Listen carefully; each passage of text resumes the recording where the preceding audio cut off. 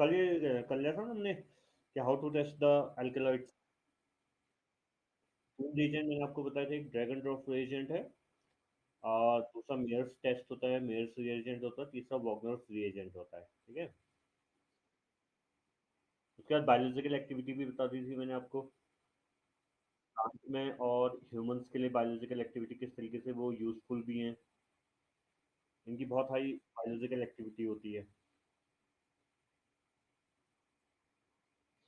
अच्छा, आज डिस्कस करते हैं कि general method of structural determination of alkaloids, कि इसका स्ट्रक्चर डिटर्मिनेशन कैसे किया जाता है। फिर दो एल्कलॉइड के सिलेबस में, फिर उनका स्ट्रक्चर डिटर्मिनेशन देखेंगे। तो first of all you have to calculate the molecular formula as it has been calculated for the terpenoids. जैसे टर्पेनॉइड्स में स्ट्रक्चर डिटर्मिनेशन में सबसे पहले मॉलिक्यूलर फॉर्मूला कैलकुलेट करते हैं ना, उसी तरीके से इस अल्कलॉइड के स्ट्रक्चर इलुसिडेशन में सबसे पहले क्या किया जाएगा, मॉलिक्यूलर फॉर्मूला कैलकुलेट किया जाएगा। ठीक। The first step in structural elucidation is the determination of molecular formula in optical rotatory power, elemental composition, and hence the empirical formula is found by combustion analysis. इसको burn करके you have to find out the elemental composition की what kind of elements are there and whatever the percentage is there for these elements. And with the help of this percentage, you can calculate the empirical formula as well as the molecular formula. ठीक। Then the determination of unsaturation. Second thing, you have to determine the unsaturation present in it. Unsaturation, as I have told earlier, that the presence of a double bond, carbon-carbon double bond, this is the unsaturation here in the molecule. So the unsaturation can be determined by adding bromine, halogen acid, or by hydroxylation with KMNO4, or by reduction method, either in presence of lithium aluminum hydride or in presence of sodium boron hydride. Number of double bonds then can be generated with or the number of rings present in an alkaloid can be determined by following formula CaHbNCOD.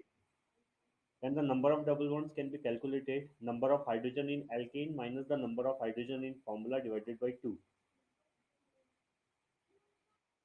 ठीक है कि actually करना क्या है कि आपको saturated formula बनाना है इसका। ये जो आपको ये CaHbNc और OD दिख रहा है, सैचुरेटेड में कितने हाइड्रोजन एटम है माइनस जो मॉलिक्यूलर फॉर्मूला उसमें कितने हाइड्रोजन है डिवाइडेड बाई 2 कर लेना। This is called the number of double bond present. ठीक है। डबल बॉन्ड इक्विवेलेंस भी DBEV कहा जाता है इसको। And similarly you are determining the unsaturation as it has been determined for the terpenoids. Terpenoids में भी अनसैचुरेशन ऐसे ही रिएक्शन करके पता किया जाता है ना, चाहे आप ब्रोमीन वाटर ऐड कर लीजिए, हेलोजन एसिड ऐड कर लीजिए, या हाइड्रोक्सिलेशन विद केमनोफोर कर लीजिए, कुछ भी कर लीजिए। Then after the determination of unsaturation, जब आपको अनसैचुरेशन का पता लग जाए तो फिर आप क्या करिए, functional group determination. Functional group के लिए दो तरीके से आप डिटरमाइन कर सकते हैं। First thing with the help of standard chemical test, और दूसरा फंक्शनल ग्रुप डिटर्मिनेशन के लिए जो स्पेक्ट्रोस्कोपी यूज की जाती है that is called the IR spectroscopy. समझ रहे हो ना। IR में मैंने आपको बताया भी था कि बहुत बार आपने डिस्कस कर लिया है कि IR में आप फंक्शनल ग्रुप डिटरमाइन करते हैं IR की हेल्प से। What is the functional group range in IR? Functional group range क्या होती है IR की, बता सकते हैं?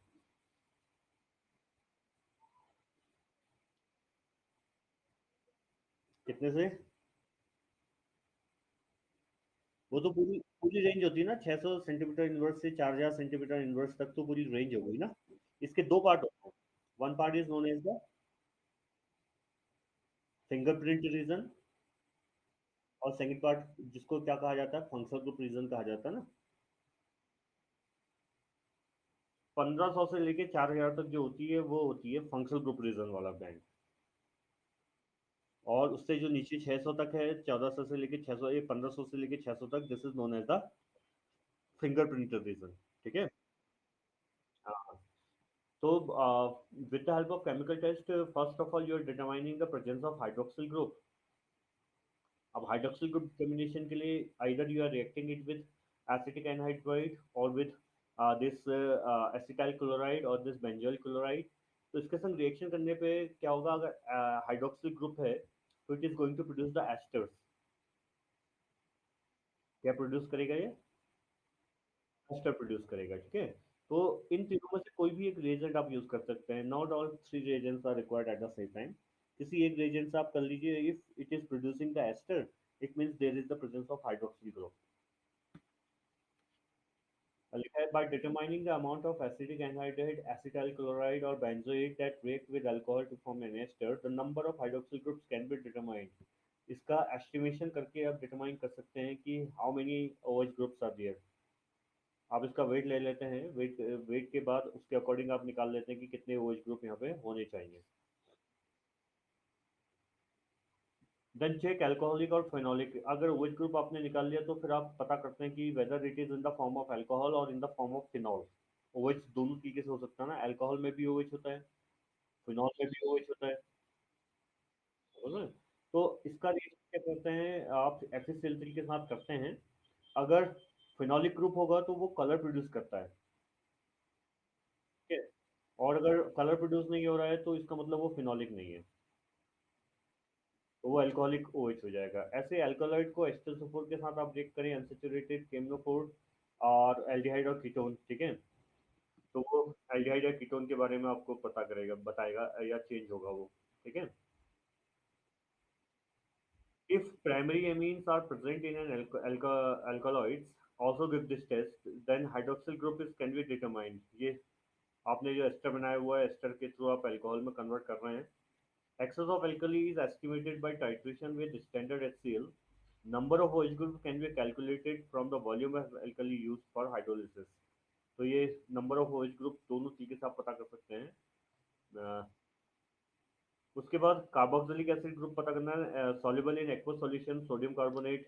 के संग क्या होता है, रिएक्शन करवाएंगे तो it gives the efflorescence of carbon dioxide, तो यानी वहाँ पे कार्बोक्सिलिक ग्रुप प्रेजेंट है। ऐसे ही स्पेसिफिक IR और NMR सिग्नल के थ्रू भी आप कार्बोक्सिलिक ग्रुप का पता कर सकते हैं।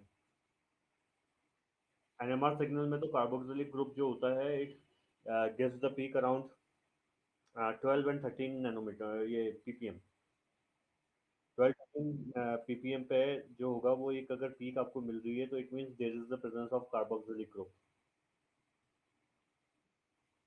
ऐसे कार्बोनाइल ग्रुप का पता करने के लिए आप हाइड्रोक्सिल एमीन के साथ रिएक्शन कर लेते हैं, जिस NH2OH ऑक्साइन बन जाता है।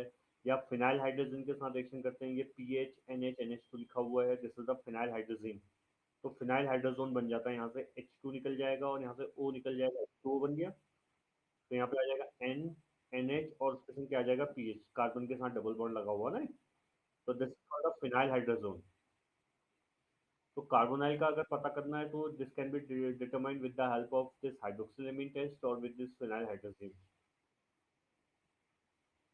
Now the important thing, this is the presence of nitrogen, nature of nitrogen. Nitrogen तो होगा ही होगा, मैंने आपको बताया कि alkaloid they are containing the nitrogen atom. Nitrogen तो उसमें होना ही है ना। अब उस नाइट्रोजन का आपको टाइप पता करना है कि whether it is form in the form of primary, secondary और टर्सरी। तो general reactions of alkaloid with acetic acid, methyl iodide, and nitrous acid indicate the nature of nitrogen. If all reactions are negative, nitrogen probably tertiary। आपने करना क्या है, alkaloid को acidic acid के साथ react करवाना है, मिथाइल आयोडाइड के साथ और नाइट्रस एसिड के साथ टेस्ट करवाना है। अगर सारे रिएक्शन में नेगेटिव रिस्पॉन्स मिल रहा है तो यानी नाइट्रोजन वहाँ पे जो होगा वो किस फॉर्म पे होगा, टर्शियरी फॉर्म पे होगा। Majority of nitrogen present in alkaloids are secondary or tertiary. If tertiary when treated with H2O to 30% form amine oxide। अगर 30% H2O2 के साथ रिएक्शन करवाते हैं तो टर्शरी जो नाइट्रोजन होता है, ये टर्शरी नाइट्रोजन दिखाया हुआ है। एक कार्बन चेन यहाँ लगी हुई है, दूसरी कार्बन चेन यहाँ, तीसरी कार्बन चेन यहाँ पे, तो this is the tertiary nitrogen atom. तो इसका एमीन ऑक्साइड बना देता है। तो एमाइन ऑक्साइड अगर कहीं पे बनेगा तो समझ जाना कि वहाँ पे नाइट्रोजन किस फॉर्म पे प्रेजेंट है, टर्शरी नेचर में प्रेजेंट है। Nature is number of alkyl groups attached to nitrogen। This can be determined distillation with his KOH, formation of methylamine, dimethylamine and trimethylamine। जैसे प्राइमरी, सेकेंडरी, टर्सरी पता करना है आपको, तो कितने अल्काइल ग्रुप लगे हुए हैं इसका पता आप कर सकते हैं with the help of this aqueous KOH, ठीक है। ऐसे ही ये एक ये हर्जिग मेयर मेथड होती है, presence and number of nitrogen methyl group कितने लगे हुए हैं इसका पता करने के लिए। तो मिथाइल हाइड्राइड के साथ इसका रिएक्शन किया तो इसने एक सब्सटेंट बना दिया इसका अल्काइल सब्सटेंट। तो यानी यहाँ पे एक भी मिथाइल ग्रुप नहीं था, तो ये NH के फॉर्म पे था यहाँ पे, ठीक है।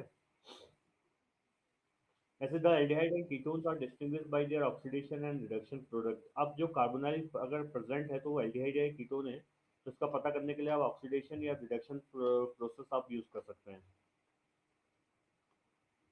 The carbonyl group of aldehyde, ketone and carboxylic groups are further confirmed by their spectral data such as IR, UV and NMR।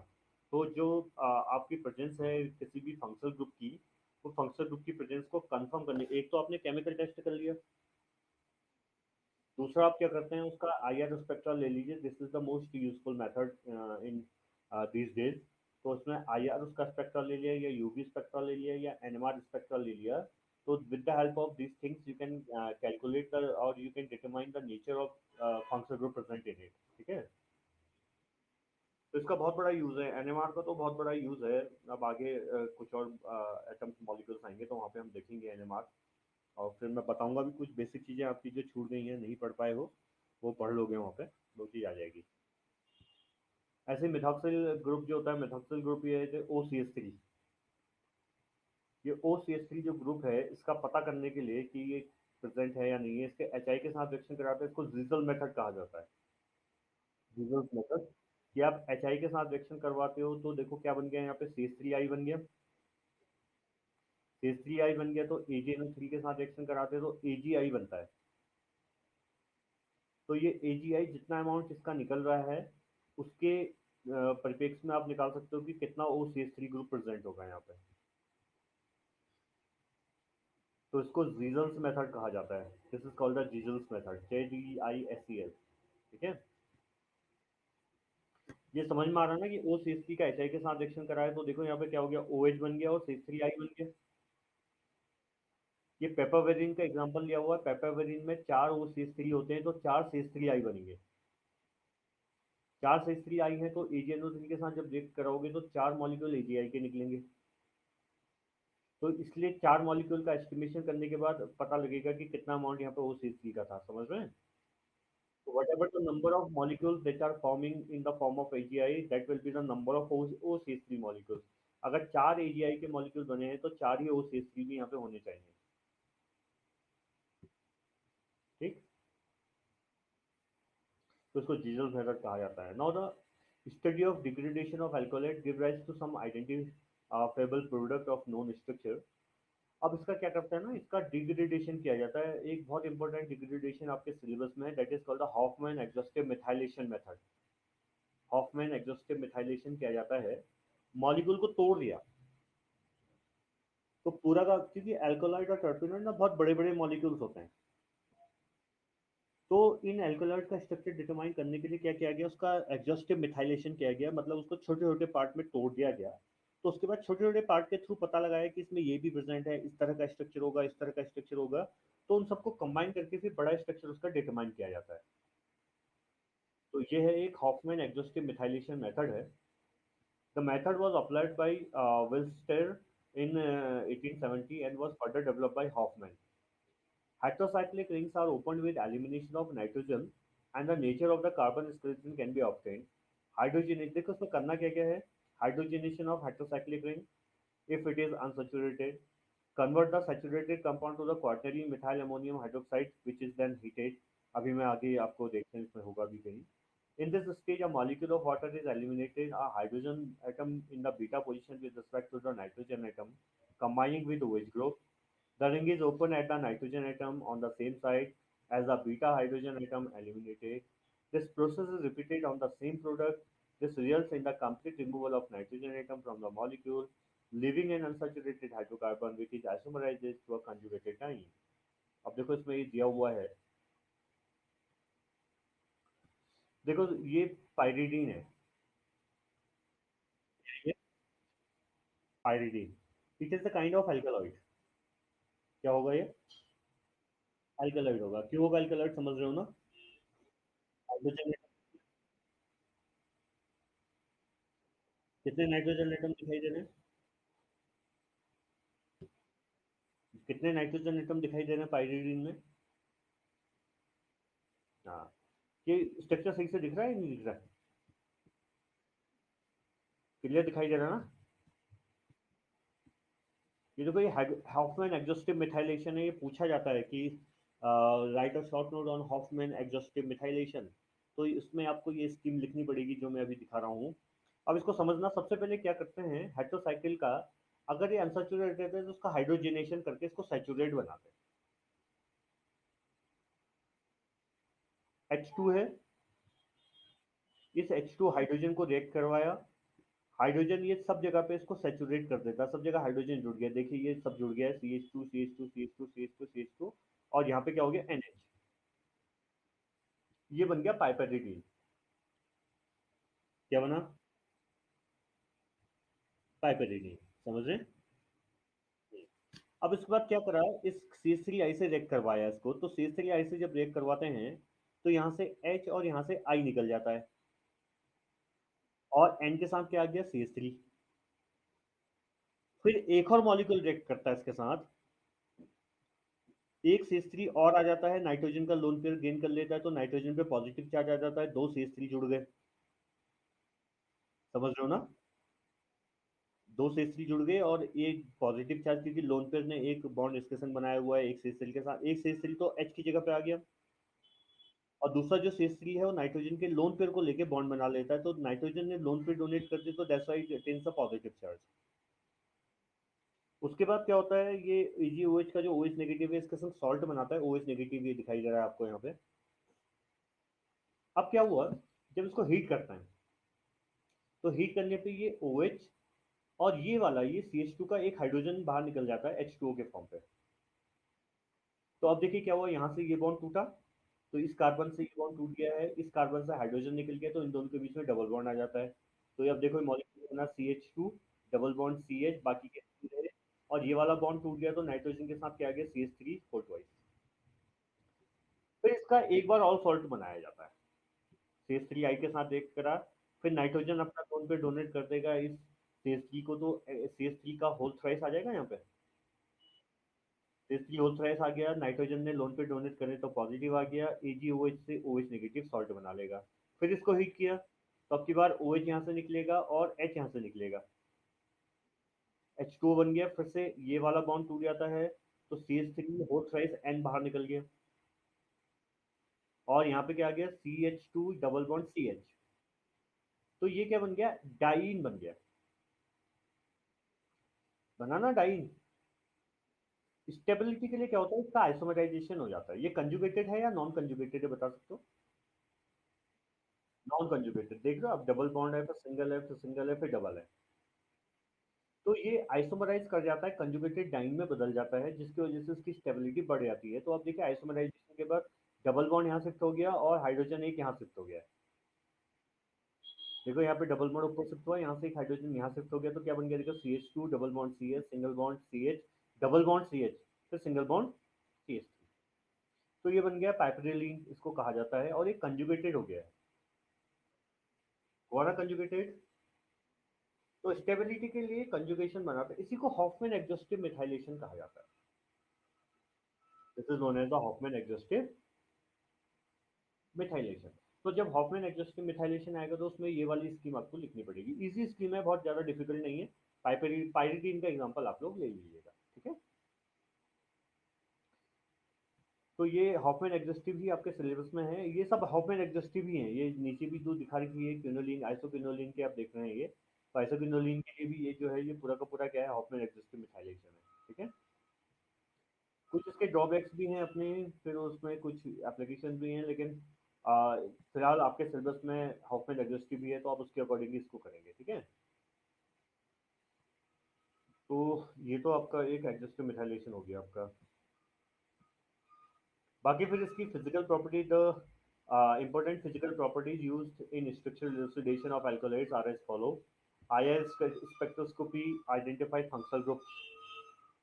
UV spectroscopy characteristic of chromophoric system. मैंने आपको यूवी स्पेक्ट्रोस्कोपी में बताया था कि क्रोमोफोरिक सिस्टम और auxochrome, chromophore और auxochrome होते हैं। तो ये क्रोमोफोरिक कैरेक्टरिस्टिक को पता करने के लिए यूवी स्पेक्ट्रोस्कोपी का यूज किया जाता है। एनएमआर स्पेक्ट्रोस्कोपी के थ्रू डिटेक्ट प्रोटॉन, कि आप नेचर ऑफ प्रोटॉन को डिटेक्ट कर सकते हैं। मास स्पेक्ट्रोस्कोपी के थ्रू आप क्या कर सकते हैं, you can determine the molecular weight and the fragments. X ray analysis के through distinguish the various possible structures. Optical rotatory dispersion, ORD and CD था ना, ऑप्टिकली एक्टिव स्टीरियो आइसोमर्स पता कर सकते हैं। याद आ रहा है ओआरडी सीडी या नहीं आ रहा? ऐसे कंफर्मेशनल एनालिसिस करते हैं तो इस पे स्टीरियो केमिस्ट्री पता करते हैं कि आर फॉर्म पे है या एस फॉर्म पे है, ठीक है। अच्छा, finally structure will be determined with the help of A synthesis. Last में क्या किया जाता है, उस मॉलिक्यूल की सिंथेसिस की जाती है, जिससे उसका स्ट्रक्चर हमको कंफर्म हो जाए, ठीक है। अब आपके सिलेबस में दो हैं, एक मॉर्फिन है, एक रेसरपिन है। इसमें तीन दिए हुए हैं, मॉर्फिन दिया हुआ है, रेसरपिन दिया हुआ है, इमेटिन दिया हुआ है। तो इसमें मैं आपको दो पढ़ाऊंगा, एक मॉर्फिन पढ़ेंगे आप लोग, और एक रेसरपिन पढ़ेंगे, ठीक है। चलो कल कराऊंगा मैं, ठीक है। इतना कर लो भला, हो जाएगा।